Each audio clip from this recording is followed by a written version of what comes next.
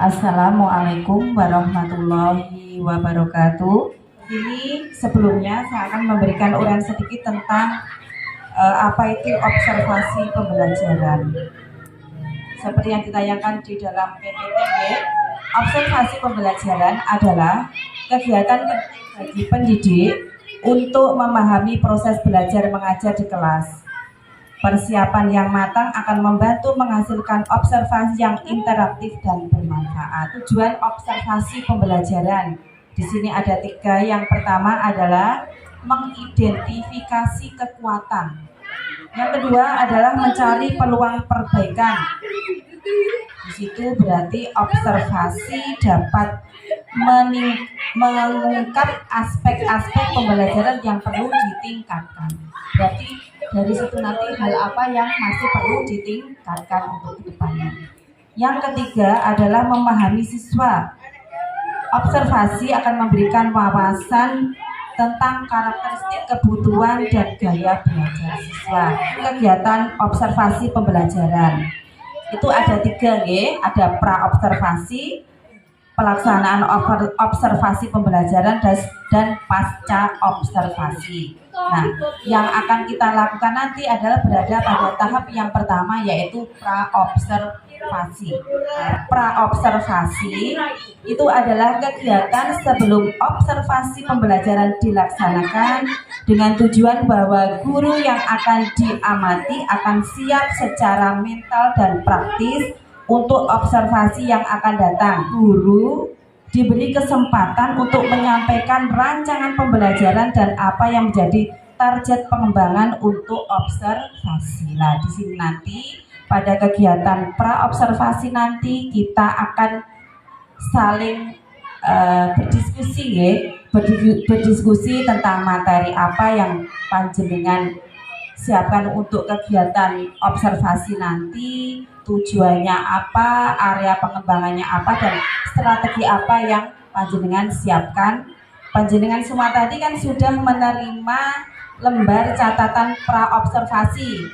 3 poin ini: tujuan pembelajaran, area pengembangan yang hendak dicapai, serta strategi yang dipersiapkan. RPP sudah disusun. Nah, sekarang untuk praktek observasi kita ke depannya, coba panjenengan kita berdiskusi sama-sama di sini. Tujuan pembelajaran apa yang ingin dicapai, tentunya disesuaikan dengan materi yang kita pilih dalam kegiatan observasi nanti. Kita diskusikan sama-sama, kita saling melengkapi, saling mengisi. Tadi dari Bu Sita yang mau menyampaikan tujuan pembelajarannya. Baik Bu, terima kasih untuk waktunya. Di sini saya mengambil mata pelajaran matematika bab bangun data, di mana tujuan pembelajaran saya yaitu melalui kegiatan dalam berkelompok, peserta didik dapat menyusun atau komposisi berbagai bangun datar dengan lebih dari satu cara dengan tepat. Gaya pengembangan yang hendak saya capai yaitu pengembangan aktivitas interaktif, di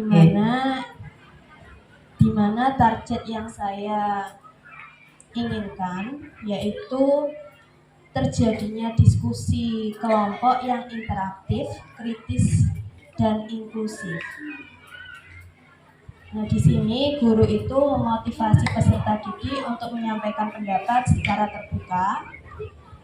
Set apa yang bisa dimanfaatkan, yang digunakan untuk mendukung strategi yang dipersiapkan dalam pembelajaran nanti. Karena di sekolah kita mempunyai kit matematika bangun datar, saya menggunakan itu. Tapi sebelumnya saya membuat itu Bu, media gambar dulu untuk menstimulasi anak-anak. Setelah itu baru menggunakan kit matematika tersebut. Dari Bu Eni. Terima kasih atas kesempatannya, Putri. Saya akan melakukan pembelajaran di kelas 3 dengan pembelajaran tematik.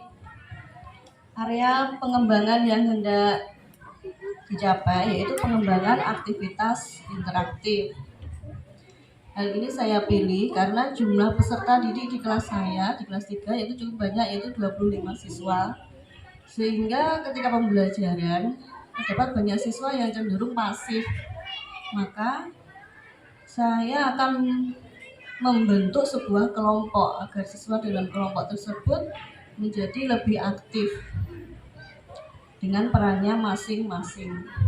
Media pembelajaran yang saya gunakan yaitu bersumber dari benda-benda konkret yang ada di sekitar peserta didik sehingga bisa diamati siswa secara langsung. Ya, terima kasih kepada Bu Eni. Di sini ternyata dari tujuan, area pengembangan dan strategi yang dipersiapkan sini cukup rinci, dan di sini Bu Eni juga memanfaatkan benda-benda sekitar, aset yang ada di sekitar anak-anak untuk menjadi benda konkret. Ini tadi kalau saya amati dari area pengembangan antara Bu Sita dan Bu Eni sama gitu, tentang interaktif dalam pembelajaran. Mungkin kalau kita sama-sama kita refleksikan gitu dalam pembelajaran yang sudah-sudah, mungkin kita sebagai guru perlu bagaimana ya anak-anak itu nanti untuk tumbuh rasa keberaniannya, baik dalam menyampaikan pendapat, baik dalam diskusi, yang akhirnya bisa menumbuhkan pembelajaran yang interaktif. Mungkin dari sini nanti karena kita lihat dari tiap kelas kok rencana pengembangannya sama, ini berarti menjadi PR kita. Berarti di sini rata-rata anak di sini dalam pembelajarannya masih kurang aktif. Nah, ini mari kita berpikir bersama bagaimana strategi kedepannya agar anak-anak itu bisa aktif dan interaktif, bisa ada interaksi dua arah dalam pembelajaran. Mungkin ada ide atau masukan, monggo. Mungkin dari Bu Lutfi, silahkan. Mungkin supaya siswa-siswa itu lebih aktif, kan siswa SD itu kan sedang dalam masa suka bermain. Mungkin bisa dengan cara diajak bermain game seperti game mengurutkan bilangan. Kalau di kelas 6 itu ada bilangan positif dan negatif. Jadi anak-anak diberi kartu yang dipasang di dada, nanti mengurutkan dari yang terbesar dan yang terkecil. Atau bisa juga dengan membuat kartu pertanyaan dan jawaban, jadi nanti siswa mencari pasangan untuk menemukan jawaban dari pertanyaan yang diterima, seperti itu. Bagus sekali tadi tentang permainan. Yang lain monggo silahkan, mungkin dari Bu Maya. Kalau menurut saya strategi pembelajaran yang saya persiapkan, karena sekarang perkembangan zaman yang pakai IT seperti itu atau komputer, kita bisa membuat game plan pembelajaran secara online. Kita bisa menggunakan aplikasi Kahoot, Google Slide seperti itu. Jadi nanti bentuknya seperti anak-anak main game. Terus Mungkin dari Bu Ana. Oke, silakan Bu Ana.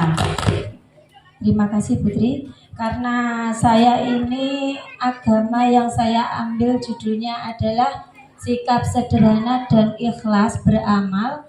Ini saya mengambil bermain peran. Jadi anak-anak itu bisa mencontohkan kepada temannya untuk menjadi peran seperti contoh jual beli. Bisa praktek langsung bagaimana untuk belajar hidup sederhana.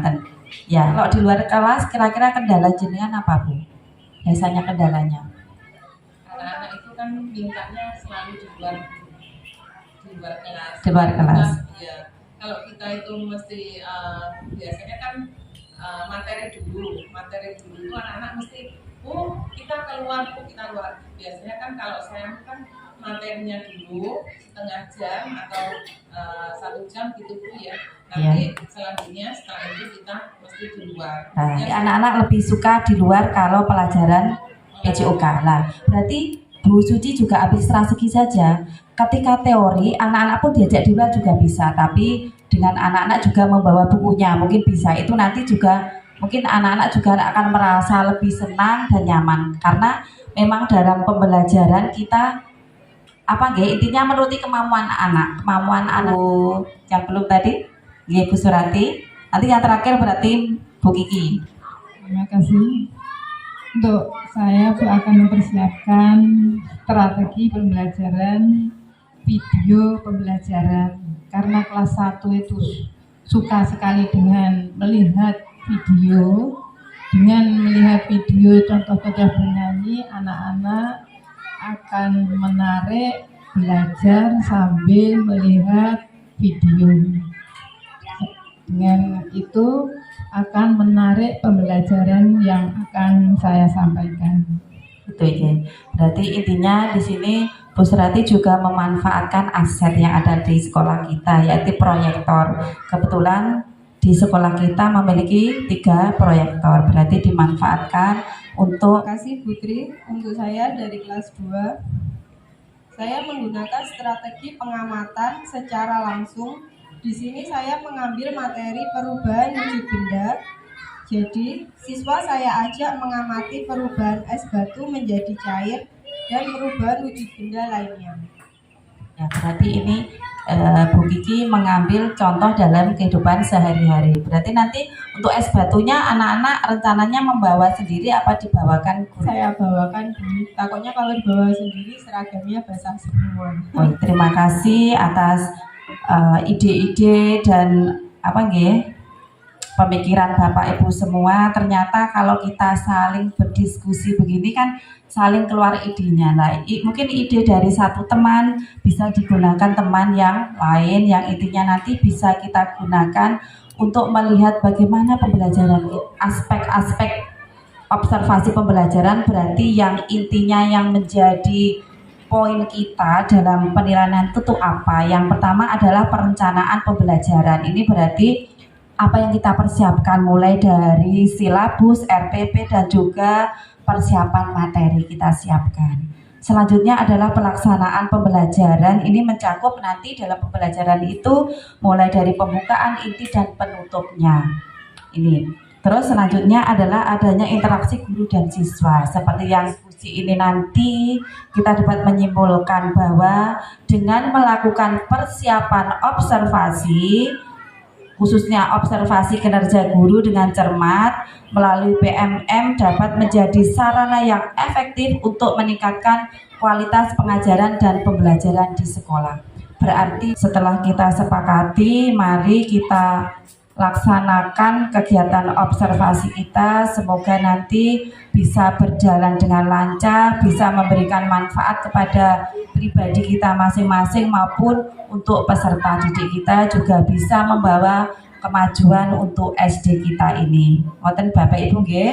Dan terima kasih atas dukungan dan partisipasi ibu-ibu semua. Semoga kedepannya kita bisa menjadi lebih baik lagi dalam melaksanakan pembelajaran. Saya akhiri, wabillahi taufiq wal hidayah. Wassalamualaikum warahmatullahi wabarakatuh.